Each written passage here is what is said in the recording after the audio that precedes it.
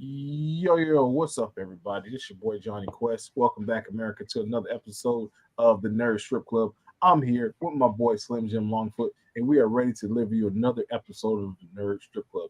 Today's episode is going to focus on 40th anniversary. That's right, 40 years of pop culture. Some things you remember, some things you may not.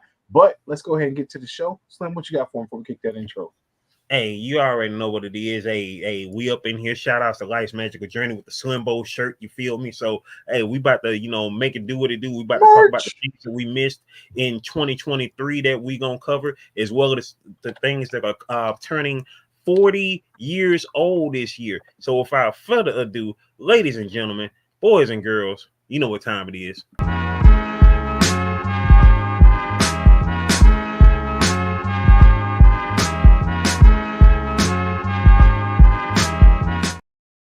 Yo, what's up, world? Welcome to the Nerd Strip Club. We talking comics, hip-hop, gaming, movies, and all things nerdy. So it's time to get nerdy and dirty. Come in and shake your tail feather to this thing right here, you dig? We in the building, you know what I'm saying? Johnny Quest Gaming in the building.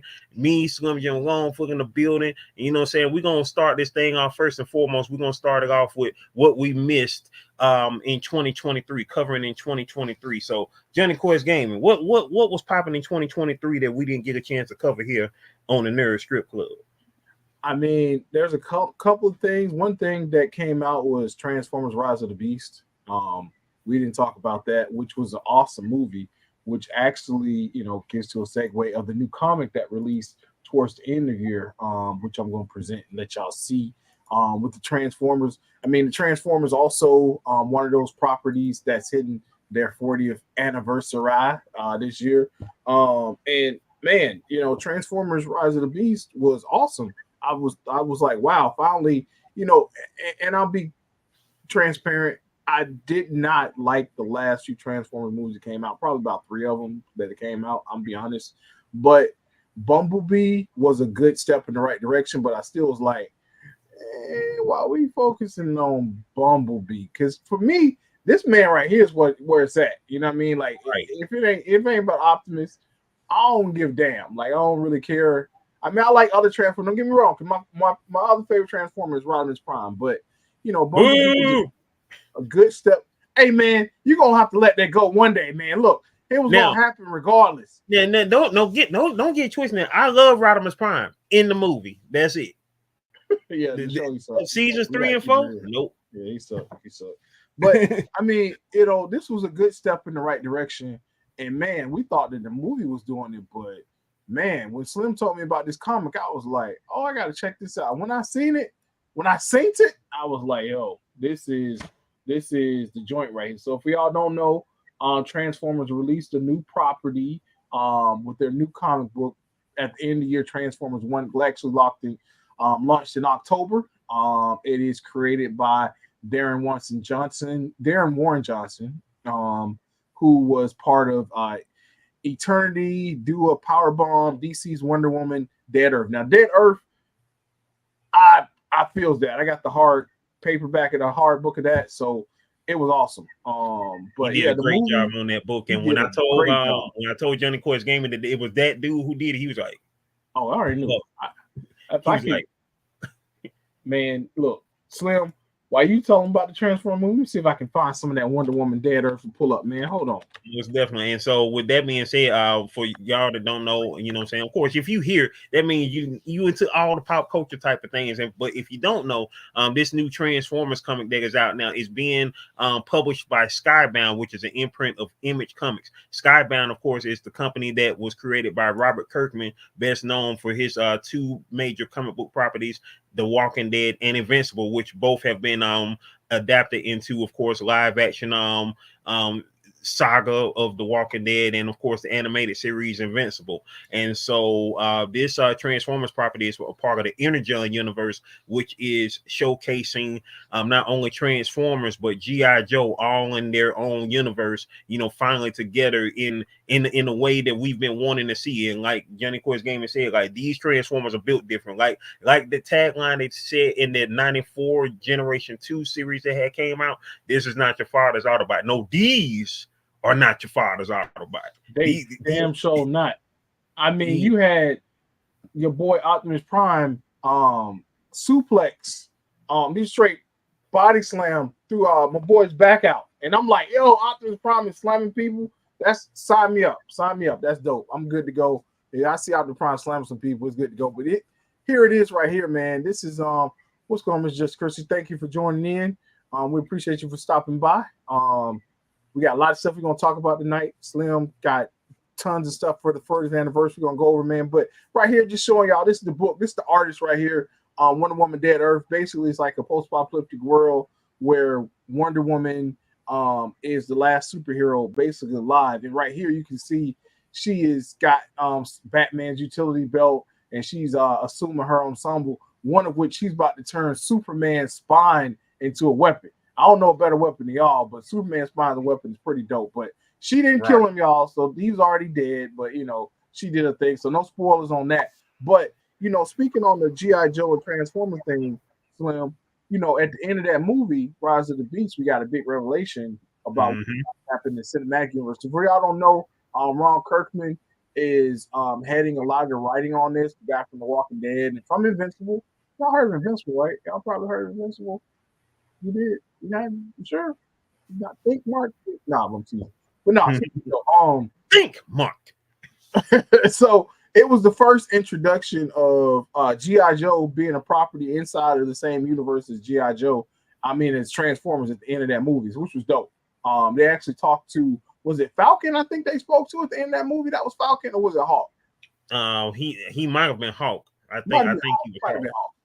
But man, that was, for me, I screamed like a little girl inside. I was like, you know what I mean? Because that's the first time we've ever seen G.I. Joe. Now, on the first few movies, they did their interpretation of G.I. Joe, which was cool, you know what I mean? But it wasn't G.I. Joe. I mean, I'm kind of happy because I don't know if I want to see Clarice as Roadblock. That would have been real weird. Like, I was already, you know, kind of getting used to him saying rhymes, but I couldn't imagine him being Clarice. That would have been real disappointing. I was more used to him being like, you want to go the long haul? Then you got to get ready to fall. Cobra Creep, as opposed to, oh, my baby mama hates me. That was but I digress, man. But yeah, I mean, Slim, what was your thoughts at the end of seeing that with the G.I. Joe? What you thought, bro? Oh, well, you already know what my thoughts was. I was like, oh yeah, it's about to be on and popping. We about to finally see, you know what I'm saying, the team up between G.I. Joe and Transformers that has yet to be translated in, you know, cinema, you know, because both of them are from Hasbro, you know. I mean everybody at this point, you know, like, hey, you hear, but if you don't know the ins and outs, you know, Hasbro, of course, are the ones who produced the G.I. Joes and the Transformers lines from the 80s on up to this point. And so these two properties have, you know, tangled with each other in the past via comic books, but we've yet to see them, of course, in animation together and in real life cinema. You know, when the first Transformers movie came out in 2007, we thought that was what we were going to like see the origins of. In that movie, we thought we were going to see the origins of G.I. Joe and that, you know, the team that was, you know, helping the Autobots, you know, face the Decepticons. But you know, of course, that did not materialize. So with this new Transformers reboot, you know, starting off with Bumblebee and then of course going into Rise of the Beast, you know, we get a chance to see the makings of that right there. And since Rise of the Beast, you know, took place in the movie in 1994, so that means we have 30 years of content to catch up on regarding the worlds tied in together with the Transformers and G.I. Joe.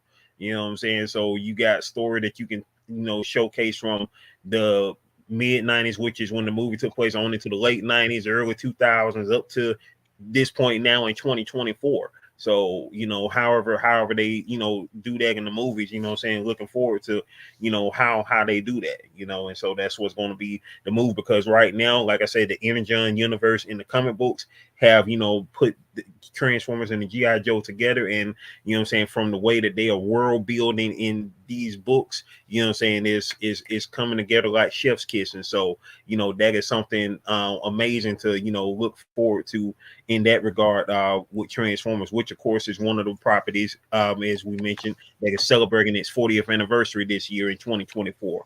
And so another thing that, let's see, that we missed out on covering last year is a sleeper hit, something that nobody saw coming. And you know, I told Johnny Quest Gaming about it. I was like, hey, that mug is nice. And when he seen it, he was like, wow, that is phenomenal. That is a Netflix series called Blue Eye Samurai.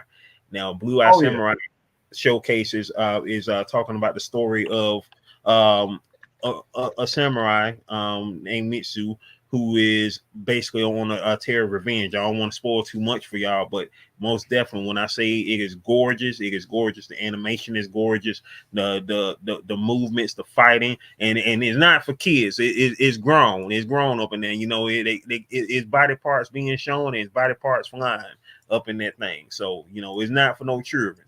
But Blue Eye Samurai, if you are a fan of, you know, like if you love Ghost of Tsushima and, you know, things on that level, yeah, Blue Eye Samurai is where it's at. You're going to definitely love it. And it is being renewed for a second season. So most definitely, you know what I'm saying, catch up on it while you can, you know what I'm saying, until the new season drops. Johnny Quest Gaming, any thoughts you had about that show? Yeah, hold on. I'm about to show them what we're talking about if they ain't seen it before. Just a second, get that pulled up. So I just put that screen up there. So you want to pull it up? You know, Blue Eye Samurai. Hold on, let me adjust my screen. So Netflix, Miss Just Chrissy. Shout out to Miss Just Chrissy, who was our guest on the previous episode. Miss Chrissy After Dark, Chrissy After Dark. Yeah, it's on Netflix. So most definitely check that joint out right there. Blue Eye Samurai, y'all. Yeah, Blue Eye Samurai is dope. Super dope. I mean, my thoughts on it was I was not expecting what I was going into. I'm a big fan of The Bride. And when I say The Bride, I don't mean just like Kill Bill, but you know, in folklore with Japan, there's always about this revengeful female who gets done wrong or mistreated and comes back for revenge. That was a spoiler, man. Hey man, this wasn't a spoiler. I mean, that could be the base price of you looking at Netflix. It's just The Bride, okay? I ain't tell what happened, who she did, whatever. But I'm just saying, as far as like the revenge tales, okay, you don't have to know nothing, but it's a revenge tale. You know what I mean? I love the revenge tales of somebody always getting revenge on somebody doing them wrong and getting revenge on them. And so this series did that very well. The amount of gore, but was purposeful. Yeah, that's what I meant to say. Excuse me. Yes, sir. Purposeful in that particular art, because a lot of times you can just throw gratuitous violence out there and it makes no sense. But this had an artistry to it. Like, it was beautiful. It had a lot of real time as far as getting into the dynasties at that particular time and actually what was showing that was going on at that time. But man, it's a work of art. I mean, as far as like animations go, it's a top 10. I mean, for me, right up there with Ninja Scroll. I'll say it. I mean, it might be better than Ninja Scroll, to be honest. Yeah, in a lot of ways. I mean, and keep in mind this has a whole series behind it, so you know you get a little bit more opening up. But as far as like genuine storytelling, it is really provocatively told, and I can't wait for the second part of it. I'm excited. I mean, it's a really good show. Y'all got to check it out on Netflix. Go check it out right now. It is on there. You can binge watch all the episodes before the new season starts. Oh yeah, most definitely. Is 8 episodes of sure goodness, and you know, you gonna definitely feel it. You feel me? You gonna definitely feel it. You're gonna definitely feel it. You gonna feel the score. You're gonna feel the animation. You know what I'm saying? It's one of them shows that make you go like, man, they still make good stuff. You know what I'm saying?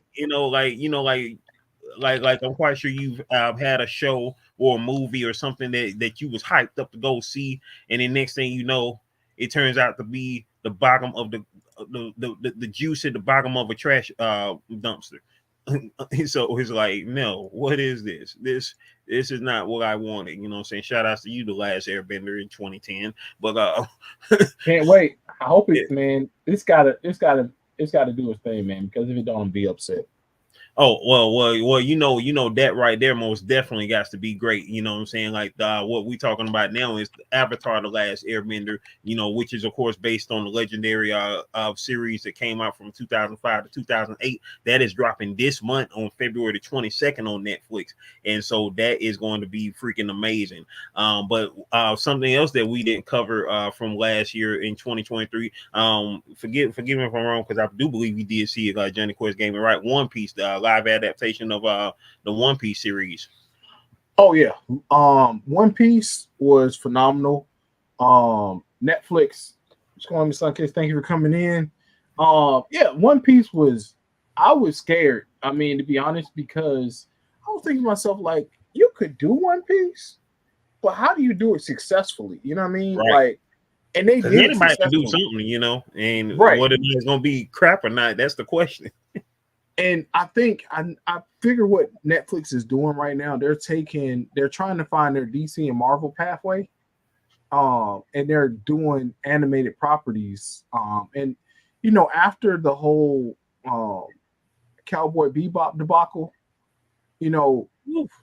it was something that I was like, oh, they're gonna have to bounce this hard bounce for. But I mean, to be honest, Cowboy Bebop was just a problem where you took the wrong main actor. And Everything was about wrong in that one. Like I mean, I think people give it a hard time, son, to be honest, because there's factors in it that was bad, but there's stuff in there that's pretty accurate too. Like the intro is top notch. Like I can watch the intro and be like, wow, that's awesome. But it's just the choreography was bad. The set pieces were nice. They had some really good set pieces, but I think picking the guy being the main character, and I'm not sure how old he is. I think he's like 50 or whatever, but not to say that he's his got to be age at has least anything to 65. do. Yeah, he's got to be at least Not 55. Yeah, 60. and so 65. Damn. You're gonna put him out for geriatrics. But no, man, I mean, I think his biggest problem was he just wasn't old. You know what I'm saying? He just really wasn't the martial artist that he could have been to play that character. I mean, that character is a really good character. You got to pull off some good fight behind him. But One Piece did the exact opposite of that. It put everything together. The actors were great.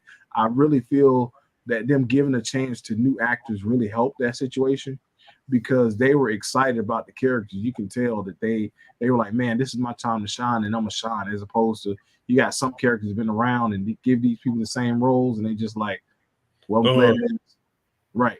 They Denzel that thing, you know what I mean? Denzel can be like every single role, you know, I just want to remember go out there and remember the Titans. You know what I'm saying? Like every single role, Denzel like that. Not disrespect Denzel, but you know, when you come in fresh and new, man, to a character, you got to give the character. You got to deliver the character. You're not delivering yourself, and that's what I think they did. They delivered the character. They did well, man. But and with me, you know, me being an outsider, you know, basically outside of the One Piece, I'm one of those you know, people who like I love anime, I love manga, but I haven't seen every freaking one. And then of course One Piece got like a gajillion episodes, you know, gajillion comics and anime. You know, they got almost 1,100 episodes, and you know, I wasn't about to daggone binge watch all them episodes just to know what was going on just yet. So One Piece, I was like, hey, you know, I'm gonna come into this fresh. Like I know Luffy, I know who the character Luffy is, and you know, because you know, seen him around forever. And then I was like, okay, let me check this out. And my dad, who I had been getting him on a lot of shows last year, he also watched it too and loves One Piece. And so like it's definitely one of those shows that, you know, if even if you don't know the source material, don't know it, you know, verbatim, you can actually, you know, go in and enjoy it and be like, okay, I can't wait to see the rest of it. And if you really love it, then of course, between now and season 2, it'll make you want to go, you know, read the manga or watch the anime. You know what I'm saying? It's one of those type of shows that will draw you into the world and you'll be like, okay, cool. I wanna check this out some more, you know? yeah, you can jump in that thing raw. You know what I mean? You can jump right on up in there. You ain't even got to have that. You got to have no protection. You just jump right in there raw, and it's you good to go on that one because it's hey, get that One Piece baby on the way. it's, it's just you can just go from the beginning, man. Like it's seriously like you can go right there. But besides One Piece, another show that I seen last year on Netflix, I thought was pretty good. You want to share that clip right there, son? My Dad, the Bounty Hunter, man. Yeah. 3 seasons. This is good. Now, wait, how many seasons you got now? This coming up on now the 3rd season. Okay, I see. Now, don't spoil too much for me, but I've seen the majority of the 1st season. I gotta finish watching them, but this right here, Johnny Quest Game, take it away. I can't spoil it for you, man, because it's just that good. Like, this show does a lot of things right as far as like opening up the universe. It's something that I wish Star Wars would do, because My Dad, the Bounty Hunter, it takes place in space, right? But you don't get the same old boring planets. That's on Netflix, Chrissy. Yep, Netflix. You don't get the same old boring stuff. You get all these different planets, all these different aliens, and the dynamics of the family is great because boys will love that too, Chris. They would love that. Oh yeah, your boys will sit down and watch episode after episode after episode. This one is a family show that the whole family can watch and really enjoy it, man. I mean, and it's not just something just for kids. I think anybody that loves sci-fi can jump in on this and just watch it from one episode to the next. Really good plot. Basically, the dad is an intergalactic bounty hunter, and this is pretty much his exploits while trying to be a separated father. I mean, I can give you the basis, but you got to go from there. But man, it's awesome. I loved it. Great show, great animation, great character design. Just overall, just a 10 out of 10 show. It should be getting more props than they do. Definitely check it out. You'd be super. They're gonna love it. And you know, it's definitely like one of those shows. Like if this had been on when we were kids, like as kids and as adults right now, this is one of those shows. If it had came out like 30 years ago, it would have been like beyond groundbreaking, especially at that time. And still is now, because you know, not only because you know the story, the animation, but of course, as y'all can obviously see, you know what I'm saying, the main character is a black man. And so, you know, he's out here being an intergalactic bounty hunter. You know, he's basically like Boba Fett out here. You know what I'm saying? He's pretty much like Boba Fett. You know what I'm saying? Everybody know who he is, outside of the fact that you know, I haven't seen the later season yet. You know, season man, you got to see where season, you know whether or not they know he's from Earth and all of, you know, as far as like his personal stuff. But you know how it is with the bounty hunter period, like, you know, all of his personal stuff ain't out there. You know his reputation, because you know he wears his helmet and this, that, and the third. You know, everybody know who he is by rep. You know, and so now that his kids are involved, because you know, of course, the name of the show is My Dad, the Bounty Hunter. You know, his kids find out that he's an intergalactic bounty hunter. You know what I'm saying? Like, you know, you think about it, like how we living right now. You find out like your husband daggone was a rebel in space or some joint. Like, wait, hold on, wait, what? Like, I would have been mad, bro. I would have been mad. I would have been like, wait a minute. So you've been going to space this whole time, and you got me on ghetto Earth the whole time? Right. Get me off this planet. I'll be hurt. What planet Johnny at? Let's go. Right. Planet HOEBITCH.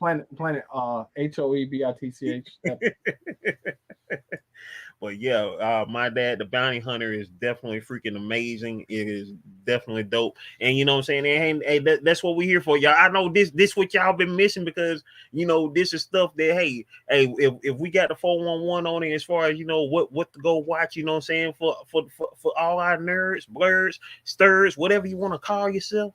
You know what I'm saying? We out here doing it. You know, we in the club, baby. We in the club doing it just like this. You know what I'm saying? We shaking the tail feathers. And hey, y'all enjoy this new graphic right here, because this is how we get down in the nerd strip club. We throw them dollars, baby.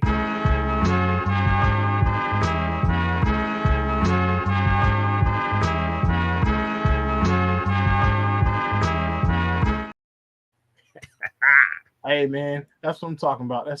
Man. Coming to the stage. So speaking on coming to the stage, we're gonna talk about something that came to the theaters last year, also that we didn't get a chance to talk about. Which I got mixed opinions about this one in particular. Slim, you want to go ahead and cue that? Oh Lord. Well, I ain't gonna lie, I do have a mixed opinion on it as well. But I will say this though. Well, first and foremost, here we go. Shout outs to Tiana Paris, you know what I'm saying? Paris with 2 R's, just like my niece. Shout outs to my niece Paris. But Tiana Paris, who I've been seeing since Survivor's Remorse, she has been doing her thing. And I'm very proud of her for being up in here. But this right here came out last year, and it is called The Marvels, which is, of course, a sequel to 2019's Captain Marvel, starring Brie Larson as the title character, Carol Danvers, who, of course, becomes Captain Marvel. And forgive me for not knowing the young lady's name in real life, but the young lady who plays Kamala Khan, aka Miss Marvel, she, of course, started on the series, the series by the same name, Miss Marvel, on Disney Plus. She has done great with the character. I think she has done great with the character. But there are just some elements that went happen in the Marvels that are just a little, well, I guess they want to go with a little corny aspect or whatever, and imply that, hey, just to remind you, hey, they are owned, Marvel is owned by Disney now by doing Disney princesses singing and on a singing planning and this type of third and whatnot. But to me, overall, the Marvels was pretty daggone good. I would say I love the outfit changes that they had in the movie. Like they had some amazing outfits with everybody, especially Captain Marvel's outfits. Like all of her outfits that she wore in the movie, even in the Disney on the Disney World, you know what I'm saying, was pretty cool. The outfits looked great, and the story itself, it didn't have a lot of meat to it. You know what I'm saying? Although it was semi cool because it tied these three in together as far as them having to work together, being forced to work together basically because two of them were estranged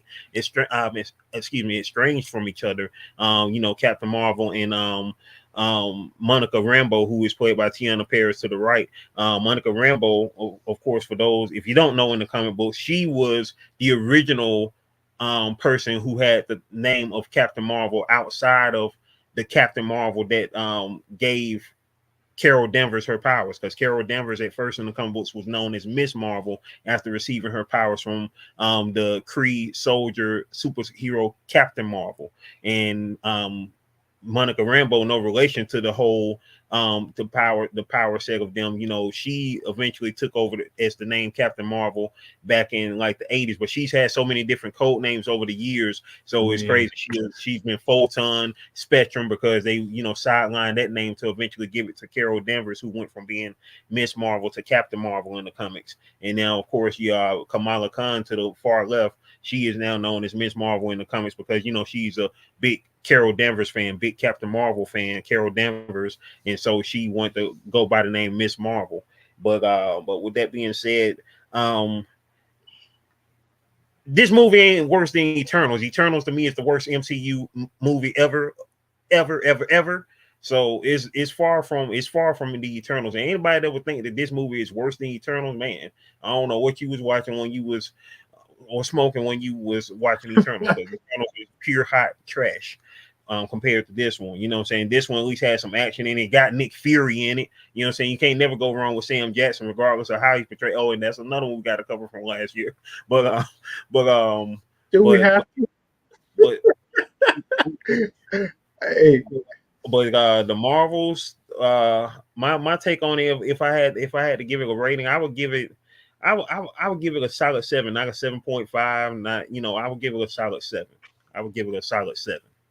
I would probably agree with you, about a 7 or a 6.5. I mean, I think the biggest thing that the Marvel suffer from is the same thing that a lot of Marvel properties suffer from, is the fact that the stories kind of get off the hinges. Like they start out, it kind of like talking to like a smart crackhead a little bit, because it start out good and then they go left. It's like having an interview with Orlando Brown. Like that's how Marvel's writing is. Like they start out pretty good and then they just go left. Since you use that analogy, I'm gonna tell you exactly the scene that it will be. I wish I could just pull it up out of my head, but the scene, what you just described, would be like when Wanda and old girl was talking at the roller rink in Snowfall. Well, everything was all cool at first, and this thing, Wanda decked out and right. I mean, that's pretty much a lot of what Marvel. Or the Wookiee. Oh, no, I ain't gonna bring up the Wookiee from the Star Wars. Please don't. We're not going there. We're gonna leave the Wookiee alone. But no, man. I mean, the thing is with the movie is it's pretty good. Kamala Khan, the actress, and my name slips me as well, and I do apologize, but yeah, she was actually the star of the show to me, because it was her realistic approach to the fact that, hey, I'm meeting my superhero for the first time that I idolize. Even though I got powers, that don't mean nothing because I'm around my idol. And I thought that was really cool. And then the relationship between her and Brie Larson was really great, because to I'll interrupt tell you y'all real something. quick, her name is Iman Vellani, and I don't know how I would ever forget that name because her first name is actually Iman, like the supermodel. So Iman Hey, Vellani, that's her name. we got him on in this, and finally got him on in the Marvel universe. Not the way we Right, wanted finally. it, but you know, that's the Storm reference if y'all don't know. But yeah, man. I mean, I think the relationships was really good in the movie. I think the powers that they display was pretty cool, you know. But there's just a lot of stuff that kind of threw me for like a loop, like the singing planet. Like I thought that was unnecessary. Making her a Disney princess, that was unnecessary. Even if you did that as like a set, it's like a gag, like where she pulls out the dress, she tries on the costume, and then it's a Disney princess dress, and you're like, oh, where they come from? Don't worry about it. Like that would have been funny, but the whole singing episode, the singing part of the planet, it was weird, man. Like that kind of threw everything off. But I mean, the set reveal at the end, for what's coming next, probably about the best part of the movie for Oh me. yeah, most definitely. And I won't spoil that for people because you know that's very important that y'all go. If y'all see the movie, go see it. But I mean, Brie Larson definitely got her wings clipped, and I say that because she was very like somebody that was on a leash in this movie. And I'm not trying to say that disrespectful or anything like that, but the way that they handle her character was, you know, this whole time leading up to this movie, right? Even after her Captain Marvel movie, everybody say Brie Larson is real conceited. She's very pompous. She's very full of herself. You know, she thinks she's just which literally, if you're gonna be Captain Marvel, you should feel that way. I mean, that's always been my opinion because Captain Marvel is the strongest. I mean, you really ain't nobody really as tough as she is. But you know, Right. this I mean, particular she's movie, the whole reason why Rogue is everybody loves Rogue. Everybody right? loves Yeah, Rogue, not because Rogue, because of Rogue's mutant ability to take your power. Well, what that is the whole reason why Rogue is amazing because she took Miss Marvel's power. exactly, That exactly. is what made Rogue who she is, the super strength, the flight, the invulnerability. That's from Yep, Miss Marvel. from That's Miss from Marvel. That's from Carol Danvers. So that in itself is one of the most crucial parts to any character that you can think of. Like Rogue by herself ain't nothing, but Rogue Nope. after permanently taking Miss Marvel's powers. And you know, it's funny too because it's just Christian last episode was explaining how her mom explained to her how Rogue came to be, and that was Mm-hmm. actually Rogue during that time period where she was related by Mystique and doing all the crazy stuff, and then Rogue took her powers. But I mean, overall, the movie could have took out certain parts. You know, they could have gave Captain Marvel a little bit more personality because she was just kind of eh, Yeah, and she she's was real bland. melancholy. She was Yeah, bland. she was bland. And I think that's mainly because of what happened. Yeah, and oh, you talking about as far as the story go? Nah, as far as like I think this is something that from the outside world Oh, impacted her character. You know what I yeah, mean? that About all the I stuff think that was that going on. I think that, and also, they did explain in house in a way of her personality as well, because of because we didn't really get a chance, or we got a glimpse of what she did after what I'm saying, the first Captain Marvel movie. Because remember, of course, for those that don't know or forgot, the first Captain Marvel movie took place in 1995, and so she stayed away for so long because she had this thoughts of guilt as to what she did to the planet that she went back to exact her revenge on them, abducting her and brainwashing her and all this, that, and the third. And so she didn't want to, in that sense, like really be close with anyone, including, her basically her niece, which is Monica Rambo, because her and Monica's mom were best friends, basically sisters, and that was pretty much like her niece, aka Lieutenant Trouble. And Right. so so she had an in-house explanation as to her I guess you would say her personality and the way she was going about things, and just basically, sticking to, doing missions and trying to redeem herself for what she felt like was completely out of her character, because she was in her feelings and mad about what happened, and pretty much, basically destroy the world pretty much, and that was the basis behind the villain's motivations, which is another thing, when it comes to that. Like, yeah, the villain had, I guess you would say, noble motivations to, get their planet back. But at the same time, we're tired of y'all trying to humanize villains. Quit humanizing these villain. Every Marvel character need therapy right now. Like, for real. Like, all of them need therapy, bro. Like, all of them need to be sitting at home, expressing about mommy and daddy issues. Like, bro, that's cool, but I would have never seen you got Batman the backdrop. Like, no, ain't nobody got mommy and daddy issues like Batman. Batman got some serious issues, man. And that reminds me, I just seen a skit where the Joker had Batman captured, and old boy took the mask off, and he was like, "Oh my God, it's Bruce Wayne!" And he was like, "I knew it was Bruce Wayne the whole time, you idiot! Why would you even do that? How do you think I feel now to reveal to me that it's billion-dollar playboy Bruce Wayne running around this beating everybody's ass? Like, I didn't want to know that. I knew it, but I didn't want you to show it to me." He was like, "I just ordered one of his cars, his Tesla cars, and now you tell him." Like, it was funny, but everybody from Marvel is suffering from that, man. But okay, Slim, we're gonna take it a little bit to the strip club. Let me ask you a question. Yes, so, sir. Out of the three, right? Three-point questions. Who would you smash? Who do you think would give you STD? And who do you think secretly got OnlyFans out of these three? Wait, okay. Now slow that down for me. Hold on. Okay, you said who would one you smash? Who do you think would give you STD? And who do you think secretly would have OnlyFans out of these three? Okay. To the right is the smash. The middle. Okay, you got to say the name. Okay. So, all right, Tiana, smashing. Captain Marvel, you got to use a name because this is in the Marvel universe. The Marvel universe. Okay, the Marvel universe. Okay, so Monica Rambeau smashing. Captain Marvel. Probably got some extraterrestrial STD that she got some space herpes. Shout outs to Savage Space Toast. from the singing planet, herpes. Anyway, and Kamala definitely got the OnlyFans on the low. You know what I'm saying? But she got that's what I'm talking about. But her OnlyFans basically starts off as her, you know what I'm saying, showcasing all of her Captain Marvel stuff. But then somebody say, "Show your boobs." But you know what though? Think about, she had the game on lock because she can make different parts expand. Oh yeah, that part. So she had the game on lock, and she can basically shapeshift. She can shapeshift. So yes, she had the game on lock. But Captain Marvel, I'm sorry, man, you got the space hurt. You got that pack. You got the space pack, because she gets around. She be flying around that spaceship, and she be doing something strange for a little piece of change. That right. I 100% agree to that. Is it a shower in that mug? Like, I don't know. I ain't seen. I don't think it's a shower. That's like Guardians of the Galaxy, man. You know that chip must have smelled like corn chips and like space ass the whole time. Just think about it.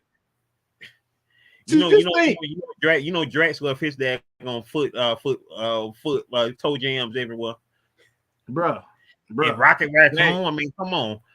Rocket Raccoon, bro. He's literally, and he don't want to say it, but he's literally an animal walking around there. And Peter, I don't think Peter take no baths either. You know what I'm saying? Right. The only person who probably keep themselves clean is Gamora and Mantis. Hopefully Mantis.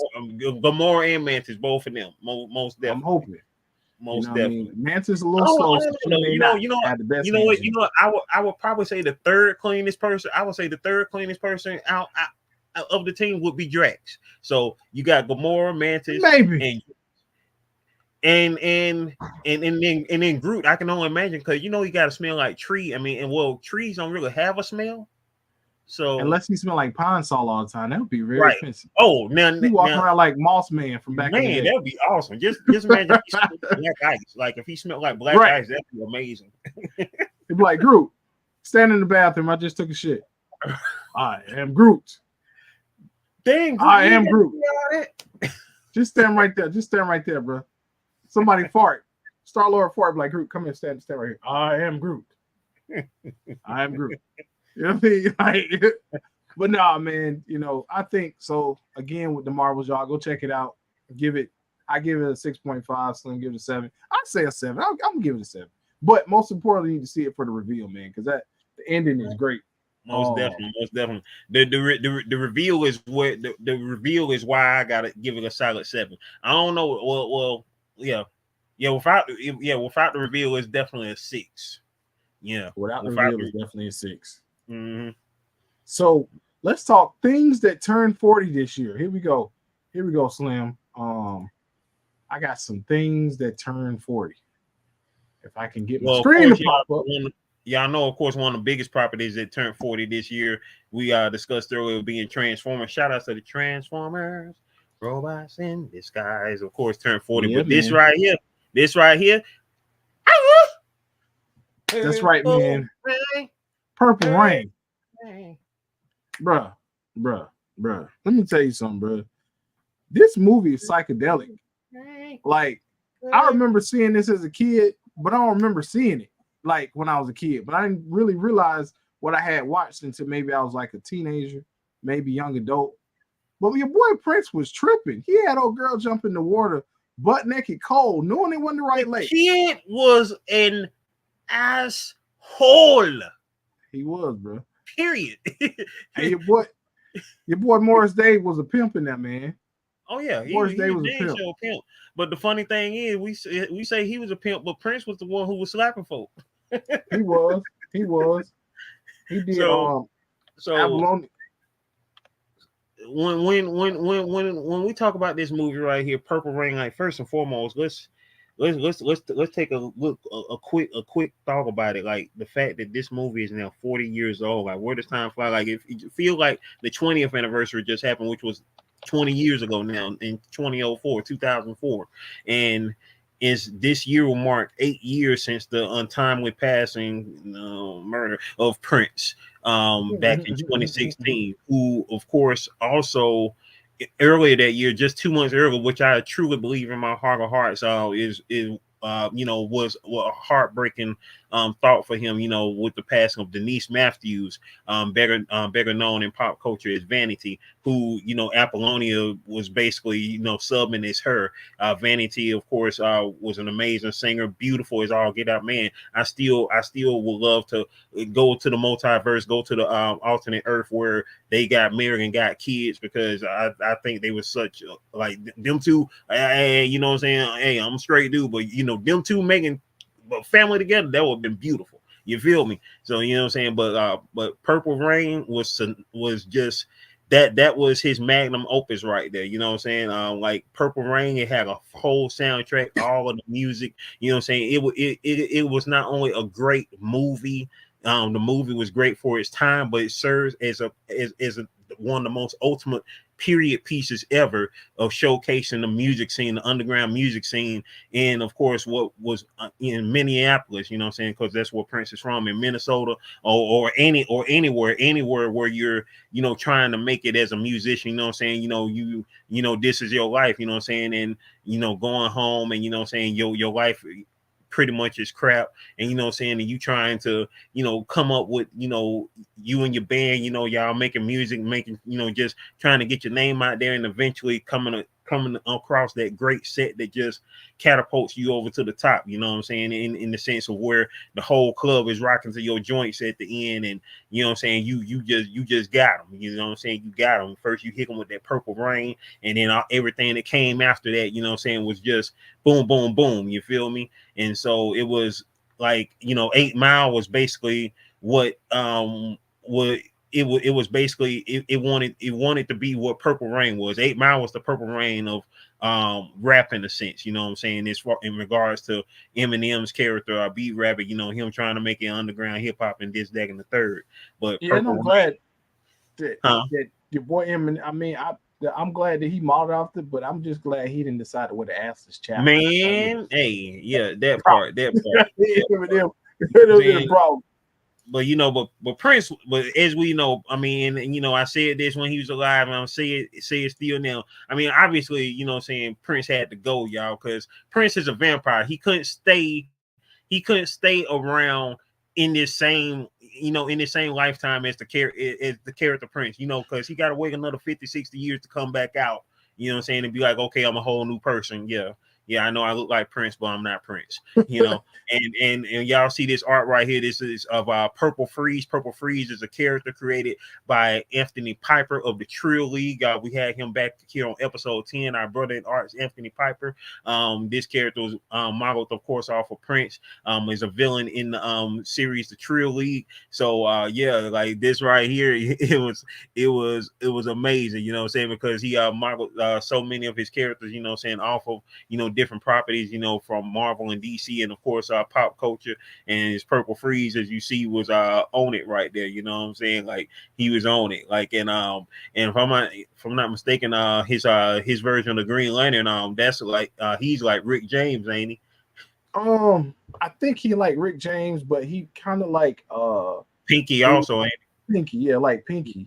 But yeah, that just goes to show you, like, Prince, Purple Rain is iconic, man. It's pop culture. Like, this influences this, which became the Trill League by Anthony Piper, who's a guest on the show. You know what I mean? Y'all got to go back and check that episode, man. Go back and check the episode. But man, Purple Rain was a joint, man. And then it was like after that, what was it? Under the Cherry Moon came out next.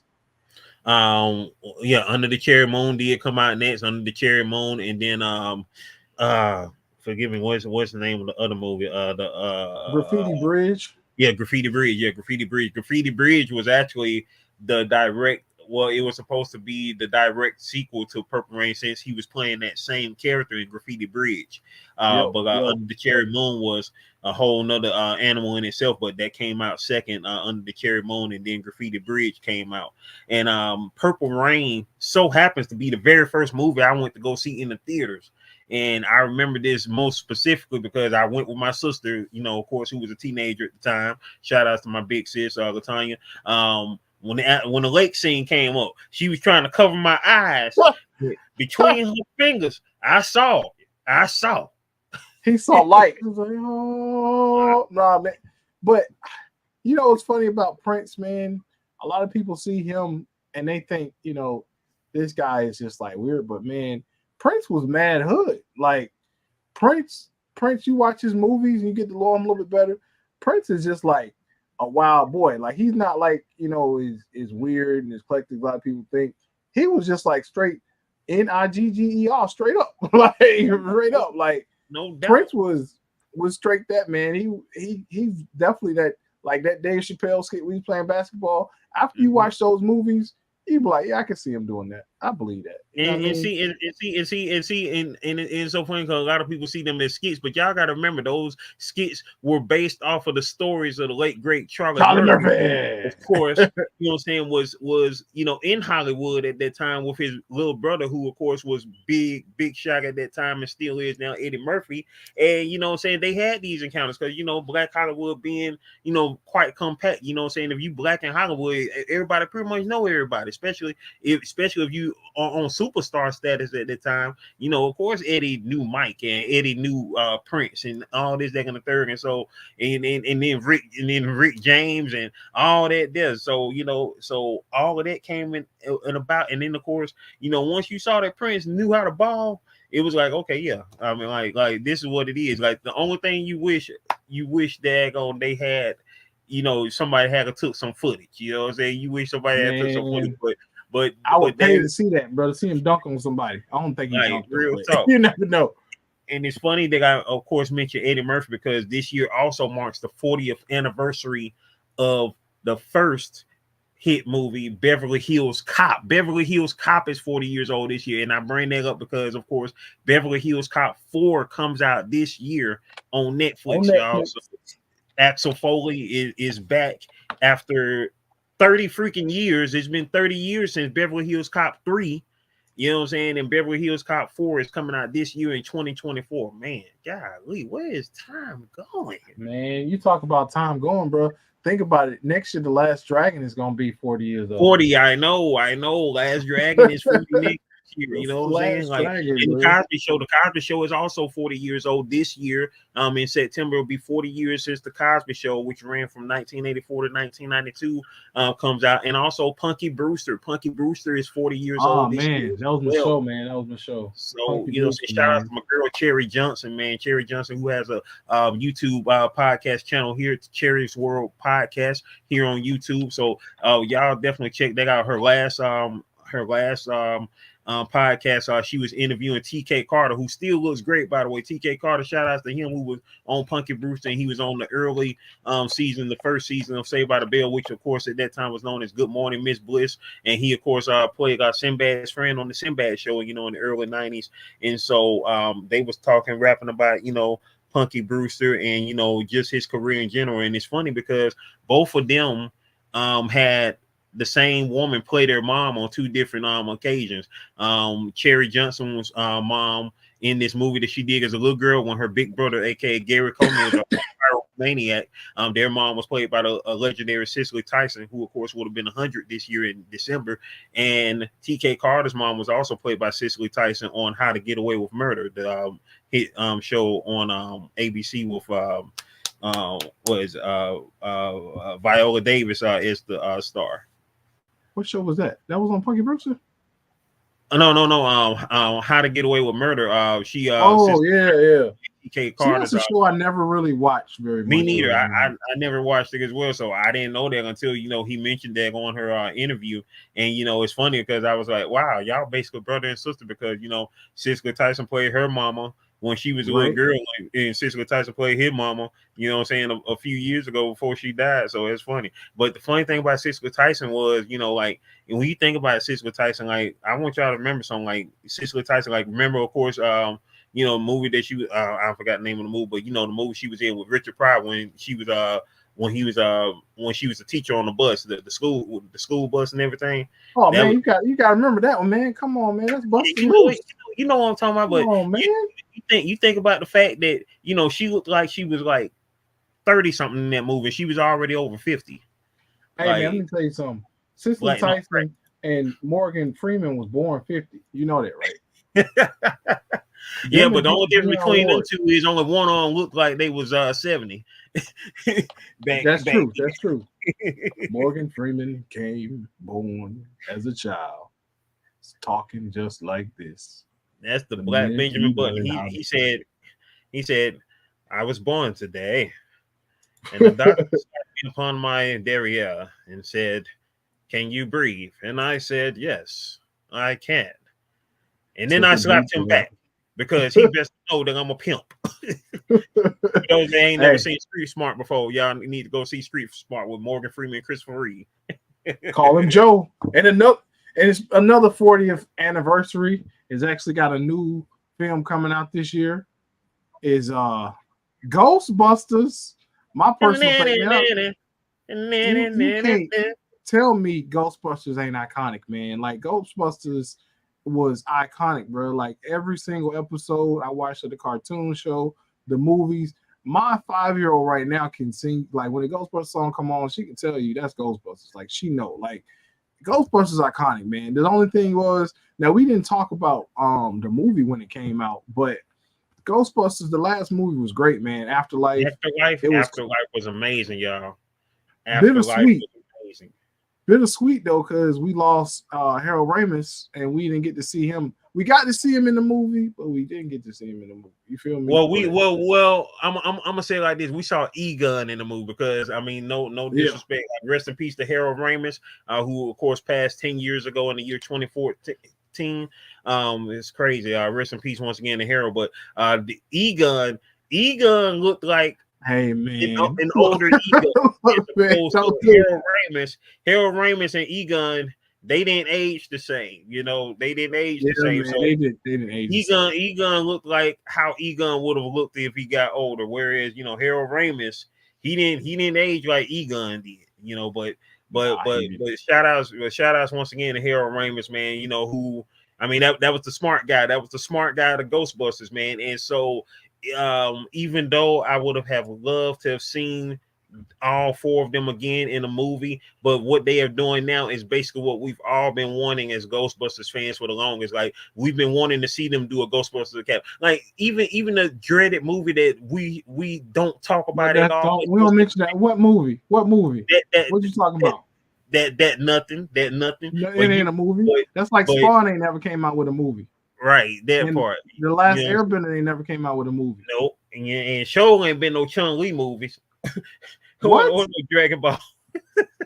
Dragon Ball. We're still waiting on Netflix to do a Dragon Ball. That's what we're waiting on. We're not. Right. Yeah, that's about the best part right there. But this they are finally doing what we've been wanting them to do for a long time, like a Ghostbusters Academy or something like that. But but when you see Afterlife, if you saw the last movie, Ghostbusters Afterlife, it gives you a credence. It gives you it gives you the reasoning behind the fact that the Ghostbusters didn't keep going on forward as far as in the universe, like doing Ghostbusters Academies or this, that, and the third. It gives you reason because of what happened between Egon and the other guys, kind of a falling out, but it was really him preparing for what ended up coming about in Ghostbusters Afterlife, which of course fell into the hands of his descendants, his daughter and her kids. And so yeah.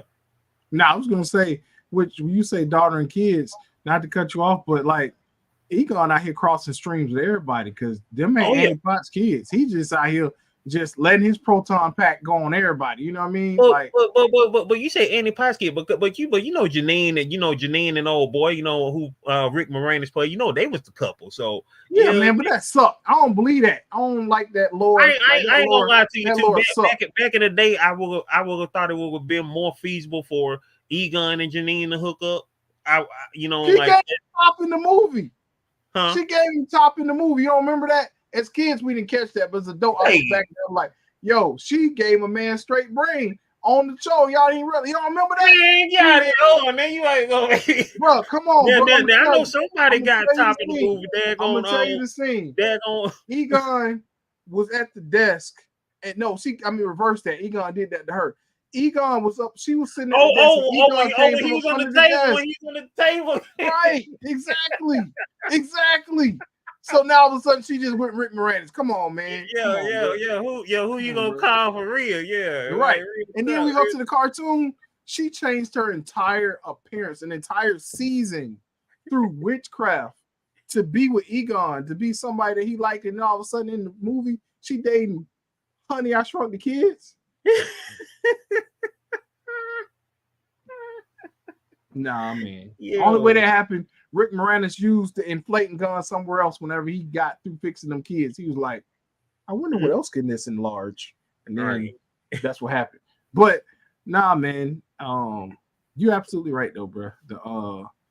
The kids took on it and it was just great. I mean, it was a great movie. Great movie. But and like I say, it was great how they did that because it was of course a send off to Egon and then of course tied back into the first movie with who they went against in the first movie. I don't want to spoil too much for those who might not seen, but then again, you should have seen it by now. It's been 3 years. It by now. It's been what, 3 years now?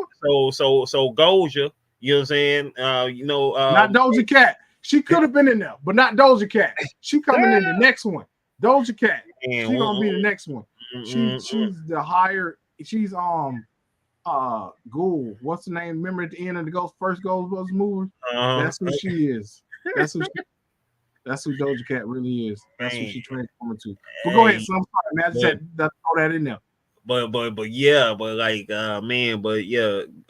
Ghostbusters, for those that don't know, they of course have had crossovers with of course another property that came out 40 years ago, one of the biggest properties of the 80s leading into the early 90s and beyond, the Teenage Mutant Ninja Turtles, which of course turns 40 years old in April, which is Johnny Quest Gaming's birth month. You know what I'm saying? And perfectly said, because April is an integral part of the Teenage Mutant Ninja Turtles mythos. If you don't know, April O'Neil.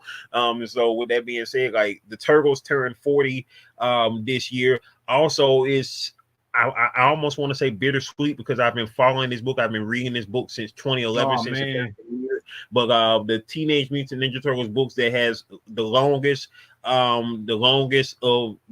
lasting comic book series of the Teenage Mutant Ninja Turtles universe is ending this year at issue 150, but it is also being revamped still by IDW. So this series is ending, but it's also beginning a new series. So it's not like the Turtles are gone and we don't know when they're gonna come back as a comic book. But right after 150 ends, it's coming back. The first 4 issues are going to be individual stories with each of the 4 turtles, which is going to be pretty cool, and it's being written by a pretty dope writing team. I gotta look up more information upon them. I don't have it in front of me right now, but let me see if I can pull it up while Johnny Quest Gaming gives y'all a little bit of his thoughts on the Ninja Turtles, which of course we had a whole episode, what I'm saying, 4 episodes back last year with the Queen G.22 super fan of the Ninja Turtles, whose channel is about to hit 10K on YouTube. It's crazy because last year at this time she hadn't got on her YouTube channel, but she ain't got up on that mug and she been doing her thing. So she's almost at 10K. Way to go, Queen G. Johnny Quest Gaming. Your thoughts on congratulations. First, this I thing up like to here? say we just trying to hit 100 people. Right. Okay. But anyway, I Give us digress. 3. Now, I mean, the Ninja Turtles, IDW, I haven't really been completed with that series. That's something I got to catch up on myself. So I'm looking to get that series caught up on, but before they cancel it. But I did read today that they are releasing some of the IDW toys with those comic books in there, so you get to buy them individually. They pre-order them, which is pretty cool. And I'm a big fan of The Last Ronin. I mean, that's probably like one of the newest properties that it just came out with, which is kind of like an Elseworld version of the Ninja Turtles when they got older, and it's kind of like the rise and fall of the Ninja Turtle lore, which I think is pretty awesome. I don't like the continuation. I hope whenever they do this new series, they don't try to incorporate some of that in there. I just want them to keep Ninja Turtles pure. Let's just keep their story what it is. I mean, honestly, the IDW's interpretation of the Ninja Turtles is probably like one of the best ones because they were reincarnated spirits as opposed to just being brand new characters. But if you know anything about the Ninja Turtles, they're multiverse type characters, so there's all type of incarnations going on at the same time. One cartoon that y'all should look at if you want to see that in motion is Turtles Forever, off of the what was it, 2002 Ninja Turtles, Slim? Or That was the 03 Turtles and Turtles 03, yeah. Forever. Yeah, The Turtles Forever. last was the last episodes of of that series. It went from 03 to 09. Yep. That was a really dope series. I think it was dope. They recently started reissuing the figures for that, so it's pretty cool. But while Slim pulling that up, Slim, you want to pull this up? One of the other things that's going 40 that got rehashed this year before we get ready to get up out of here in a minute. Well, this property isn't 40. It'll be 40 next year. Yeah, next year. But this right here is supposed to be coming soon, and so there it is right there.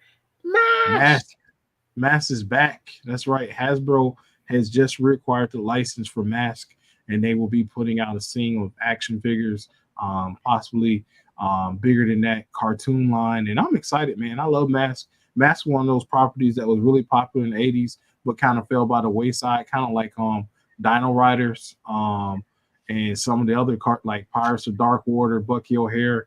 Those are really great properties, but they really didn't get a continuation. Mask, I think, was right up there. It was like the combination of G.I.JOE / Transformer / Knight Rider. All of that was involved in Mask, so it was really dope, and it's really awesome to see that it's going to get a comeback. So really excited about that. But Slim, what you got before we get up out of here, man? You found that Turtles forum? All right. So, with that being said, also, did you know this about Mask? Because Mask had some recent comic book iterations, and in those recent comic iterations, Mac Tracker had been changed to a black man. Oh, that's awesome. That's dope. I got to see that one. So when they come back, they and if Gary Gray, he might be directing the Mask movie, and so with that being said, they may be doing the iteration of Mac Tracker that has been recently showcased in the comic books as a black man. So you know me. I'm always iffy when it comes to changing up everything deck and the third. But if it's a change that they've been implementing for a little minute, kind of like how we already knew that Sam Jackson was going to play Nick Fury Right. because Nick Fury, from the Ultimate comic. So Dag in itself, I'm saying we're gonna see what happens. We're gonna see what happens with this here. And so I mean, it could have been that, or they were going to use David Hasselhoff, and they already tried that. Yeah, man, yeah, and I mean, and of course we love David Hasselhoff from Knight Rider, and we love the Hoff, man. The Nick Fury movie, it was okay, but it didn't have no traction to it. Like of course that was still during the time where Marvel couldn't make ice out of water. You know what I'm saying? So like, hey, it's better than the Fantastic Four movie. Let's put it like that, though. What Fantastic Four movie? Or Captain what Captain America movie other than the first Avenger with Chris Evans? Chris Evans is the only Captain America I recognize. Shout out to that boy. Or the Spider-Man TV show. Well, not the Japanese one, but the one that came on. That he used to climb the building. That was. I ain't gonna fault him on it. That was the 70s, so I'm not even gonna be mad about that. You can't say that. You can't say that. You know why? Why? Star Wars came on the 70s, so you can't say it. It's a dead argument. You know Once that. Again, Marvel didn't have no money. They didn't know what they were doing. You know what I'm saying? They had characters, but they didn't have money. It's kind of like how you talk about a noble person. Like, you have plenty of characters, son, but you don't have any money. Your ass is broken.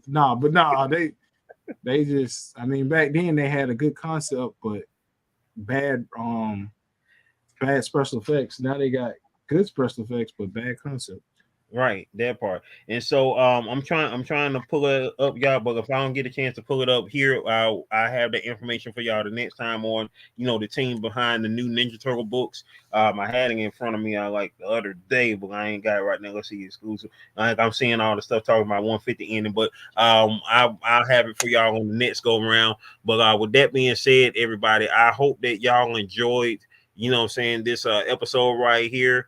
And of course, we're gonna have more to talk to y'all about because so much other stuff coming out, like Solo Leveling. That is an amazing new anime that is out on the scene, which will be hitting episode 6 this weekend coming up, based off of the hit manhwa, the webtoon manhwa, which of course is Korean for comic books.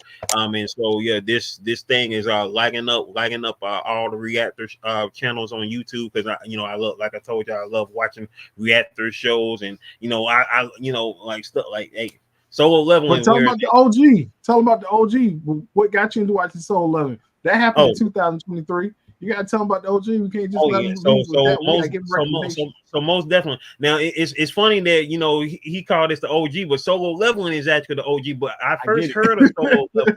I first heard of Solo Leveling because I was reading another manhwa that JohnnyQuestGaming got me into, which they should definitely be making an anime of soon. It's called The Beginning After the End. And so this manhwa right here is freaking phenomenal. The art on it was freaking crazy, and it's still ongoing, but they haven't found a new artist for the manhwa yet. So I think, if I'm not mistaken, if I told you correctly, I believe it's coming back in April. I think the manhwa is resuming in April. So the beginning after the end will be resuming in April, y'all. So be on the lookout for that. And also these are all based on light novels, which are I guess that's what they call small novels or novellas, but they call them light novels.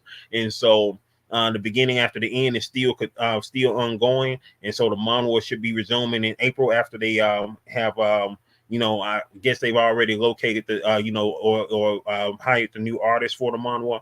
But the guy who was doing the manhwa, the art for it at first is amazing. And shout outs to Dubu, who was the artist of the manhwa for Solo Leveling, who died 2 years ago. He died 2 years ago. He died back in 2022. I found that out right after I read the manhwa. I was like, because I wanted to see what else he did, and then I found out he died in 2022. So I was like, man, that dude, his art was freaking phenomenal. And so shout out to Dubu, the artist behind the manhwa of Solo Leveling. Of course, the creator of the series is still alive, but the guy who did the art, he's gone. But the beginning after the end. Y'all be checking tune for that coming back in April. It should be, and of course our solo leveling is currently on right now. I'm dropping weekly, so you see it where you get a chance to see it, whether it's Crunchyroll or whoever. You know what I'm saying? I ain't about to put no other names out there. I just know people be looking at Crunchyroll. Just go research. Do your research. Do your research. Hey, do your research. Get on the nets. Get on the nets. Get your cartoons. Go there, man. Go there. So with that being said, I hope everybody enjoyed this episode right here. Johnny Quest Gaming. Any final words, man? Man, I appreciate y'all for coming out, America, as always. Next episode, we're gonna get back into our normal format. We're gonna get bringing back in the games and the hip hop. Other than that, man, thank y'all. Y'all have a good one. Be safe, and we'll see you next time. Hey, that part. And on a further hand, breaking news out here, you know what I'm saying? I'm reading about, oh snap. Wait. You can get $1 million if you put in this code. Okay, I'm about to show y'all this code right now. If you can get $1 million if you get this code, so check it out.